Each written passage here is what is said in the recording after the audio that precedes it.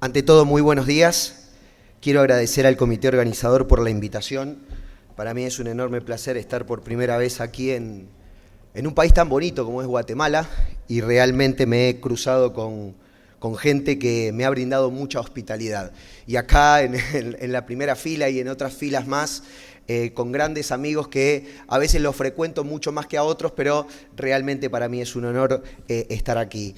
Hoy vamos a hablar de un tema que desde hace un tiempo a la fecha se ha puesto un poco en el tapete de la discusión y que realmente a mí me ha motivado profundamente y que tiene que ver con qué mallas voy a utilizar y, por sobre todas las cosas, cómo voy a fijar una prótesis cuando, hablando de tratamiento mini-invasivo de las hernias de la región inguinal, nos referimos. Les cuento, para quien no conoce, desde el Instituto Metropolitano de la Ciudad de Rosario. Actualmente me desempeño como el jefe de la unidad de hernia y diástasis abdominal, y algunos de los puntos que vamos a tocar en esta presentación tienen que ver fundamentalmente con algo de lo que ya el doctor previamente esbozó y que tiene que ver con la anatomía endoscópica de la región inguinal. Lógicamente, uno de los tópicos que más fueron discutidos respecto a la fijación de la prótesis y que tiene que ver con el dolor inguinal crónico postoperatorio, también con el agudo. Las alternativas hoy que tenemos disponibles de mallas, las alternativas de fijación, pero por sobre todas las cosas, lo que me ha motivado en los últimos años es tratar de reducir los costos en la cirugía laparoscópica con calidad y eficiencia, con la única finalidad de no seguir viendo esos porcentajes de laparoscopía inguinal que rondan entre el 10 y el 15%. Y esto lo tengo que decir. Probablemente uno de los frenos más importantes que tuvimos en la cirugía laparoscópica no ha sido el entrenamiento, porque hoy podemos ir a la casa de cualquier cirujano entrenado para que nos enseñe a hacer laparoscopía inguinal. El problema fue el material que nosotros teníamos disponible para tratar las hernias de la región inguinal, que frenó de alguna manera el avance de la cirugía mínimamente invasiva. Y como ustedes bien saben, tenemos un acceso TAP, un acceso extraperitoneal con su versión clásica y su versión extendida, descrita por el profesor Jorge Dáez, de la cual me considero uno de sus discípulos, y algo que muchas veces nosotros planteamos, que es tratar de utilizar un vocabulario unificado y correcto dentro de nuestras ponencias, y esto lo hemos tratado de dejar por escrito en un artículo que recomiendo que lean en la Sociedad Hispanoamericana de Hernia, la revista de la sociedad, y que tiene que ver con, si vamos a hablar de un acceso extraperitoneal, no vamos a transgredir los límites del peritoneo, no me voy a sumergir dentro de la cavidad abdominal, por lo tanto es un acceso endoscópico puro, mientras que cuando nosotros transgredimos el límite del peritoneo y vemos la víscera directamente, necesidad de seccionar el peritoneo para llegar al espacio preperitoneal, como lo acabamos de ver, en realidad estamos hablando del acceso laparoscópico puro. Y esta es la visión que nos fuimos acostumbrando desde el punto de vista de la técnica mínimamente invasiva, y yo les digo que cuando empecé mis primeros casos, creía que cuando tenía disecado el complejo pubis Cooper tenía resuelta la cirugía, y la verdad que era simplemente una sensación placentera y no más que eso, porque tenía todo un recorrido que hacer. Gracias a Marcelo Furtado, lógicamente, nosotros nos hemos empezado a familiarizar un poco más con la anatomía de la región posterior, laparoscópica o endoscópicamente hablando. Y fíjense que esto fue un obsequio de él en el año 2015, cuando ni siquiera estaba publicado el artículo, porque formó parte de su tesis doctoral recientemente, cuando se planteó la sistematización de los pasos técnicos previo a las 10 reglas de oro. Fue por primera vez que se publica en realidad esta imagen, pero esta imagen ya recorría el mundo desde el año 2012 aproximadamente, y tal cual como lo dijo mi amigo Luis, nosotros hemos hecho un aporte respecto a una actualización de la nomenclatura del orificio miopectíneo. Consideramos que debemos enfatizar en los jóvenes cirujanos la necesidad de reconocer el defecto obturatriz y probablemente la reducción de los cojinetes grasos en esa zona, y por sobre todas las cosas, en un momento de igualdad de género, pensar que el concepto de la Y invertida y los 5 triángulos puede ser aplicable también en la mujer es un error para los tiempos que corren. Lógicamente, el único elemento macroscópicamente visible en el orificio miopectíneo de una mujer es el ligamento redondo, los vasos gonadales corren por otro lado y ustedes lo conocen bien. Por lo tanto, utilizamos aquella descripción que también fue para un hombre y nosotros la aplicamos en una mujer, que es el trapezoide del desastre, tal cual lo hizo Seida hace muchísimos años atrás. Yo creo que antes de las 10 reglas de oro tenemos que citar este trabajo. Creo que fue, acá empezó todo, esta es la cabeza del cometa. Después vino la cola, digamos, después vinimos todos los demás a describir las maniobras, claves y trucos.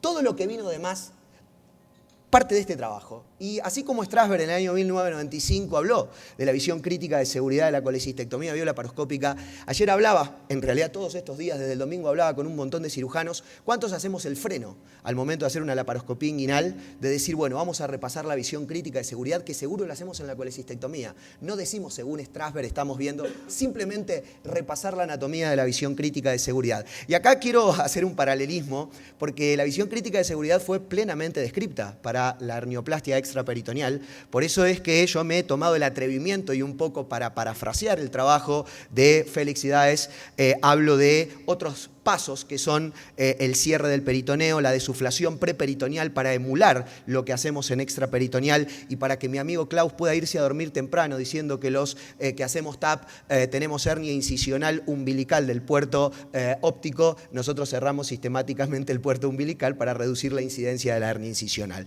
Nosotros describimos con un grupo de amigos mexicanos y colombianos las maniobras claves y trucos en el ITEP y gracias a Dios este es un trabajo que para nosotros fue bisagra porque fue el mismísimo Jorge Daes quien pidió hacer la conclusión final de este trabajo y que lo recomiendo porque realmente estábamos por allá en el año 2017 todavía con aquellos primeros pasos después de lo que Jorge nos mostraba en International Hernia Collaboration y bueno, hoy poder ver que hay un montón de cirujanos en el mundo que hacen el ITEP para nosotros es muy interesante.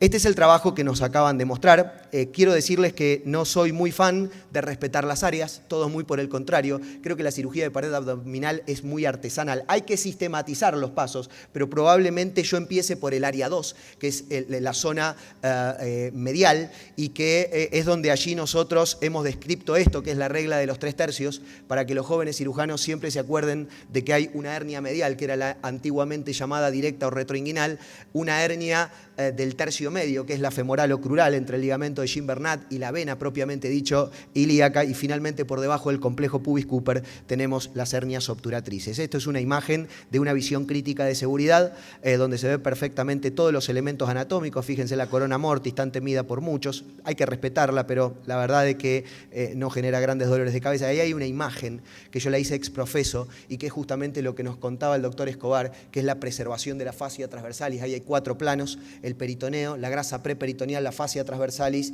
y olvídense del último plano porque es el premuscular o retromuscular, de acuerdo a donde lo vean, que es donde están los nervios y allí es donde no hay que meterse. Este es un paciente que lo operé bilateralmente, de un lado TEP y de otro lado TAP, para demostrar que la anatomía es exactamente la misma. Por lo tanto, quien dice que la anatomía no es igual está cometiendo un error. Podemos tener variabilidades anatómicas, pero lo que no vamos a tener es una anatomía totalmente distinta. Y ya desde hace años, 2011, se propone un tamaño de prótesis por lo menos de 15 por 13 centímetros. Ahí lo ven, yo los cité, son autores de real renombre. Y a mí me llamó poderosamente la atención que las 10 reglas de oro se baje el tamaño de la prótesis a 14 por 10 centímetros, que eso es lo que dice la publicación original. Vos le aumentaste 1 centímetro, le diste una posibilidad más, pero la prótesis debería no menos hoy de 15 por 12 centímetros. Aquí está la imagen original. Muchos me ven a mí cortar la prótesis con una anatomía muy parecida a la que ven y muchos cuestionan esto. En realidad es una imagen en perspectiva, no es como hay que poner la prótesis. La prótesis, desde el punto de vista esquemático, habría que ponerla exactamente al revés, pero esta imagen es solo esquemática por parte de los autores. Y con respecto a esta prótesis, hay un montón de trabajos muy interesantes. Yo realmente aconsejo seguir los trabajos de Manuel Bellón de Madrid, que son realmente muy interesantes y hablan a las claras de los materiales que hoy deberíamos utilizar. Pero voy a resumirlo de acuerdo a lo que el profesor Gabriel González pudo hacer expreso en el manual práctico de mi autoría, donde se le propuso el capítulo del manejo de la malla y específicamente yo hoy podría resumirles que lo que tendríamos que usar es una malla macroporo efectivo, no porque tengo agujeros grandes que veo como un panal de abeja, sino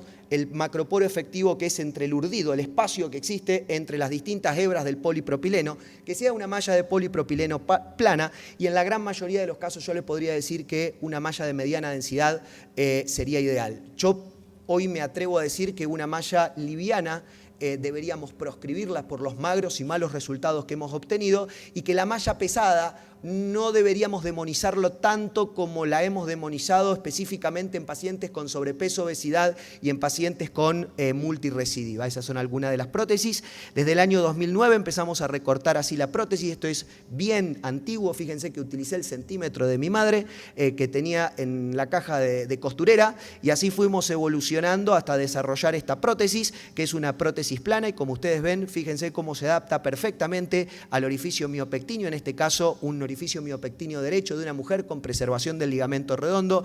Les recuerdo y aprovecho que no es necesario siempre preservar el ligamento redondo sin ninguna repercusión clínica sobre la anatomía de la mujer. Y aquí, como seguimos en Ciudad de México, en el Hospital Militar, con el doctor Oliver Núñez Cantú, seguimos mostrando la misma forma en que recortamos la prótesis, y acá hay un pequeño videíto que Oliver, después de mi visita a su hospital, mostró cómo está recortando la prótesis tal cual nosotros lo hacemos. Es importante tener presente, hasta el momento que he mostrado solamente prótesis planas. Existen otros tipos de prótesis. Ahí tienen una prótesis de las denominadas hoy tridimensionales o anatómicas. Son prótesis muy interesantes, pero realmente, si pensamos desde el punto de vista fármacoeconómico, hoy una malla plana le sigue ganando a una malla anatómica. Yo la recomiendo en el inicio de la curva de aprendizaje. Si tienen disponibilidad, síganlo haciendo, pero si necesitan bajar los presupuestos, una malla plana se adapta perfectamente a una malla tridimensional. Y lógicamente llegó la malla autoadhesible, era esperable.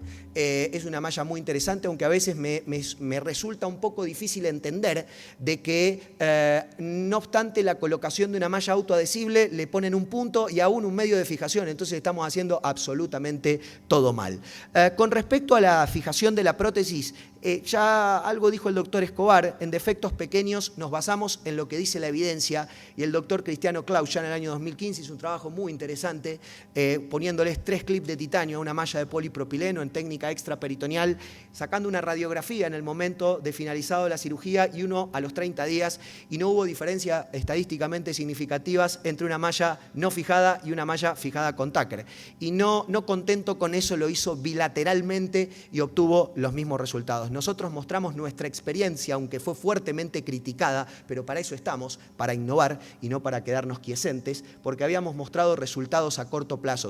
Hoy les voy a decir que ya en breve está saliendo la experiencia a 6 años, o sea, más de lo que habitualmente se pide para una publicación de seguimiento a largo plazo, y esperen porque hay muy buenos resultados respecto a la fijación, a la colocación de una prótesis sin fijación. Ahora, todos los videos están editados, ¿sí? Cuando ustedes ven un video lindo, están editados, y nosotros ahora nos propusimos editar un video en negativo, poner todo lo que hacemos mal en lugar de todo lo que hacemos bien. Pero acá tengo que mostrar cosas lindas, pero prácticamente este es el tiempo que nosotros nos tomamos en la colocación de una prótesis. No es que tenemos que ir rápido, tenemos que ir bien. No es que tenemos que operar muchos pacientes, como yo digo, tenemos que operarlos bien, porque después se nos suman los porcentajes de complicaciones. La malla tiene que estar bien extendida como esta alfombra de esta habitación, nada de rugosidades, nada de dobleces, porque eso incrementa la posibilidad de la sensación, la percepción del cuerpo extraño y también de la recidiva. Y quiero mostrarles para los escépticos de una malla no fijada qué sucede. Esta paciente es una triatlonista que operamos el 22 de julio del 2021 de una hernia inguinal derecha. Le vimos que tenía una pequeña izquierda, pero nosotros no operamos si no hablamos con el paciente o no tiene diagnóstico, y mucho menos si no es sintomática. Por lo tanto, y se hizo sintomática tiempo después, y acá tienen la malla colocada del lado contralateral, incluso aumentó un poco de peso y tiene más grasa preperitoneal, pero fíjense que hasta las líneas quedaron de la misma manera como habíamos colocado la prótesis. Claro que la desuflación del espacio preperitoneal es fundamental, porque de aquí parte la ley de Pascal y la ley de Laplace, con esta diferencia de presión entre la cavidad abdominal y la atmosférica, y esto es muy importante para una adecuada, un colapso del espacio, y por lo tanto que la malla hipotéticamente no se desplace. Ahora, ¿qué hacemos con los defectos más grandes? Me tomé el atrevimiento de mostrar esta diapositiva del profesor Jorge Daes, donde dice claramente que la fijación es innecesaria en la gran mayoría de los casos, siempre que se siga el concepto de las 10 reglas de oro o de la visión crítica de seguridad, que en defectos grandes, M3, y yo acá sumaría los L3 también, fijarla, en las recurrentes fijarlas. Yo creo que la preferencia personal acá no vale. Acá lo que vale es lo que dice la evidencia, porque si no caemos en el peor nivel de expertise. Pero yo creo que lo más importante de todo es esto. yo no puedo venir a este auditorio. Prácticamente no vi gente que haga laparoscopía inguinal cuando el doctor preguntó, excepto de los profesores o algún que otro más, y no podría decirle que no fijen una prótesis. Todo muy por el contrario, yo tengo que promover a ustedes la fijación para que ganen confianza en la técnica y que tengan muy buenos resultados. Y que cuando ustedes tengan la expertise suficiente, empiecen a hacer lo que dice realmente la evidencia. Esto es muy importante y por sobre todas las cosas, reconocer el trabajo de Wolfram Reinpold, publicado en el año 2015, que habla de la variabilidad anatómica de los nervios de la zona lateral, que es la zona 1, la zona de la sensibilidad o el dolor, teniendo en cuenta dónde vamos a poner si vamos a hacer una fijación invasiva. Dorsal Cooper, uno medial a los vasos epigástricos inferiores. Yo creo que hasta esto es un exceso terapéutico, pero bueno, esto habla también de que nosotros ya venimos hace una década haciendo hernioplastia laparoscópica y hemos adquirido alguna experiencia. Pero por sobre todas las cosas, ya no vienen solo hernias, sino que también pacientes complicados. Y esta es una paciente también deportista, hace gimnasia deportiva. Solo un tacker colocado para fijar la prótesis fue suficiente para un dolor inguinal crónico postoperatorio en una paciente que vive de su cuerpo y que no debería tener dolor. Importante entonces la colocación de la prótesis, la fijación.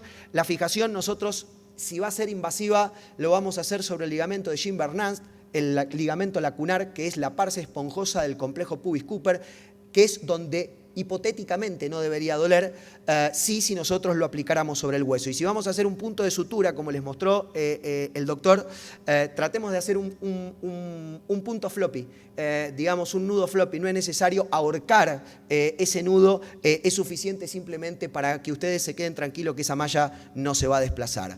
Ahora, cuando nosotros comparamos las fijaciones no invasivas como los adhesivos y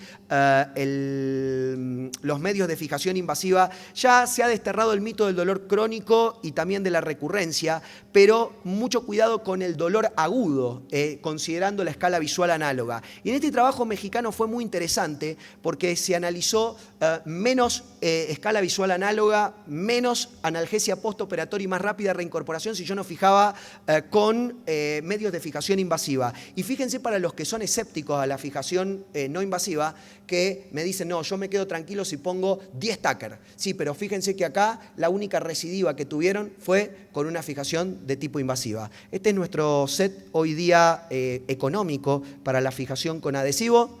Importante, esta es unas imágenes viejísimas del quirófano viejo del hospital. Esto es el hospital Cuyen en Santa Fe, en una cirugía de demostración. Utilizamos un Avocat, un catéter que introducíamos a nivel suprapúbico y automáticamente tomamos con una pinza y fijamos directamente con adhesivo. Lógicamente hoy tenemos disponibilidad del dispositivo LatFix, no voy a mostrar todas las imágenes, simplemente voy a mostrar un pedacito ya para terminar, que son los puntos donde nosotros deberíamos colocar las alícuotas, las pequeñas gotitas de adhesivo. Recuerden que donde cae un adhesivo no crece el fibroblasto, por lo tanto nosotros deberíamos poner no mucha cantidad, sino poca cantidad. Distinto es la fibrina, donde crece perfectamente el fibroblasto, pero bueno, los precios son totalmente distintos. Y esta es la comparación, ¿sí? Si nosotros tenemos iguales resultados, vayamos a lo más barato y por lo tanto el sintético hoy supera a la fibrina. Este es un trabajo muy interesante. Fíjense que compara mallas y fijación. Y hoy la recomendación actual es, si yo uso una malla estándar, no fijarla, siempre y cuando tengamos en cuenta defectos por debajo del L3 y M3 y no recidivados. Y si vamos a usar una malla de mediana densidad, yo no estoy de acuerdo con que sean mallas livianas, vamos a usar el adhesivo. Esa es hoy la mejor recomendación posible. Claro que nosotros superamos la curva de aprendizaje y hoy estamos cerrando el peritoneo también con adhesivo, lo hacemos bastante rápido y nos cuesta mucho menos tiempo que si nosotros lo hacemos con sutura. Esta es una encuesta que está hoy en WebSearch, si lo consultan, participen. Estuvimos hablando con el doctor Mores Unesco hace poco tiempo atrás, tratando de actualizar los tópicos de videos que hay en WebSearch, que están muy antiguos, y estamos proponiendo ahora a los cirujanos que empiecen a enviar sus videos de cirugía de pared abdominal, así que después charlamos. Específicamente, siempre son menos los que fijan con adhesivos que los que no fijan, y acá voy a lo que dice los datos argentinos, ¿sí? Hay distintos tipos de mallas, yo las de mala calidad ya ni siquiera pienso en colocarla en un paciente, busco resultados, y fíjense lo que a mí me sale una malla plana versus una malla, digamos, de las consideradas anatómicas o autofijables. Prácticamente estoy gastando el doble o el triple si yo uso las mallas de la nueva generación. Y si yo voy a los fijadores, fíjense que si yo uso un vial de, en este caso, un adhesivo comercial que se llama histoacril, me sale prácticamente, yo podría decirle, una cuarta parte o menos de lo que me saldría utilizar un fijador hoy estándar, como puede ser cualquiera de los invasivos que hay disponibles en el mercado. Por lo tanto, debemos entender a la cirugía laparoscópica hoy día como una cirugía necesaria en bajarle los costos, siempre preservando la eficacia y calidad. Pero si hablamos de que la fijación invasiva me va a generar mayores complicaciones que la no invasiva, probablemente la eficacia y la calidad también aumenten.